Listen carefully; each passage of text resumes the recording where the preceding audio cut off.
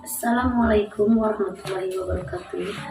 Perkenalkan, nama saya Sunarti. Saya kuliah di Universitas Muhammadiyah Palangkaraya, semester 3, program studi PGSD. Pada kesempatan kali ini, saya akan mempresentasikan konsep dasar ilmu pengetahuan atau IPS dengan dosen pembimbing Bapak Muhammad Jailani, MPD. Di sini materi yang akan saya sampaikan yaitu tentang perekonomian Indonesia. Suatu sistem muncul karena adanya usaha untuk memenuhi kebutuhan. Pemenuhan kebutuhan yang sangat bervariasi akan memunculkan sistem perekonomian. Kebutuhan manusia yang bersifat pakaian, papan, dan pangan akan memunculkan suatu sistem ekonomi. Dalam memuaskan kebutuhannya, manusia membutuhkan manusia lainnya. Hubungan-hubungan orang lain akan membentuk suatu jaringan yang di dalamnya suatu sistem pengaturan. Sistem pengaturan itu mengatur perekonomian. Hubungan yang terjadi, apa yang boleh dilakukan dan apa yang tidak boleh dilakukan. Aturan ini pada dasarnya merupakan perekonomian dari nilai-nilai yang dianut oleh masyarakat. Sebagai contoh, sistem ekonomi pasar muncul dan diberlakukan dalam masyarakat yang menganut paham kebebasan individu. Aturan yang dianut adalah pemerintah tidak ikut campur tangan dalam kegiatan ekonomi. Kegiatan ekonomi sepenuhnya menjadi urusan setiap individu. Apabila pemerintah ikut campur kegiatan ekonomi, maka kegiatan ekonomi akan terganggu dan tujuan tidak akan tercapai.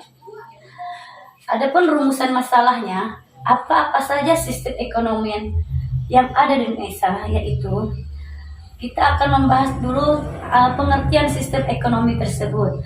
Sistem ekonomi adalah suatu aturan dan tata cara untuk mengatur perilaku masyarakat dalam melakukan kegiatan ekonomi meraih suatu tujuan. Macam-macam sistem ekonomi itu ada macam-macam ya, seperti liberal atau bebas atau pasar. Yang kedua campuran, yang ketiga terpusat atau komando. Apa itu liberal? Liberal adalah suatu sistem ekonomi yang menjunjung tinggi kebebasan individu dalam kehidupan ekonomi yang sebesar-besarnya dan seluas-luasnya. Sedangkan terpusat, segala sesuatu diatur oleh pemerintah pusat yang berwenang penuh menentukan apa, bagaimana, dan untuk siapa barang dan jasa diproduksi. Selanjutnya itu campuran. Campuran dari sistem liberal dan sistem terpusat, di mana pemerintah dan swasta saling berinteraksi dalam memecahkan masalah. Ciri-ciri sistem ekonomi liberal. Setiap orang bebas bersaing, berdagang, baik secara perekonomian maupun kelompok. Yang kedua, ciri-ciri liberal, yaitu harga-harga dibentuk di pasar bebas. Yang ketiga, sebagian besar dilakukan oleh swasta. Yang keempat, modal mempunyai peranan penting dalam kegiatan ekonomi.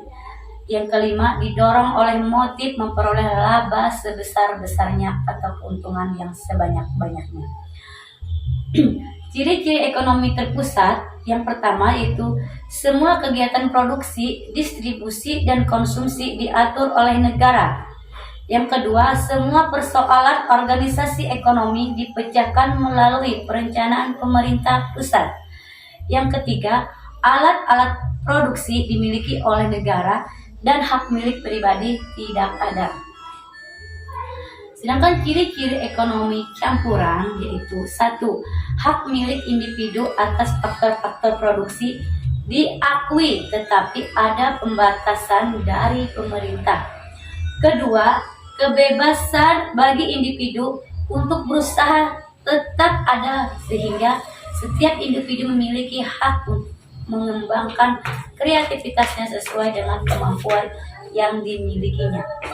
Ketiga, campur tangan pemerintah dalam perekonomian hanya menyangkut faktor-faktor menguasai hajat hidup orang banyak.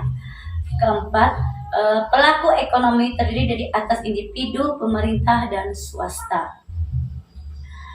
Sistem ekonomi apa yang dianut di Indonesia? Awalnya Indonesia menganut sistem ekonomi liberal atau bebas, yang mana seluruh kegiatan ekonomi diserahkan kepada masyarakat.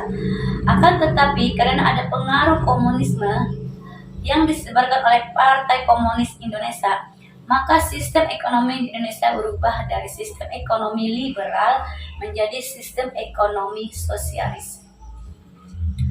Pada masa Orde Baru, sistem ekonomi yang dianut Indonesia berubah kembali menjadi sistem demokrasi ekonomi. Namun sistem ini hanya bertahan hingga masa reformasi. Setelah di masa reformasi, pemerintah melaksanakan sistem ekonomi demokrasi. Sistem inilah yang masih berlaku di Indonesia sampai saat ini. Kesimpulannya yaitu sistem perekonomian Indonesia adalah suatu sistem yang digunakan Indonesia untuk mengalokasikan sumber daya yang dimiliki kepada individu atau organisasi. Sistem ekonomi ada 3, yaitu liberal, bebas, terpusat, dan campuran.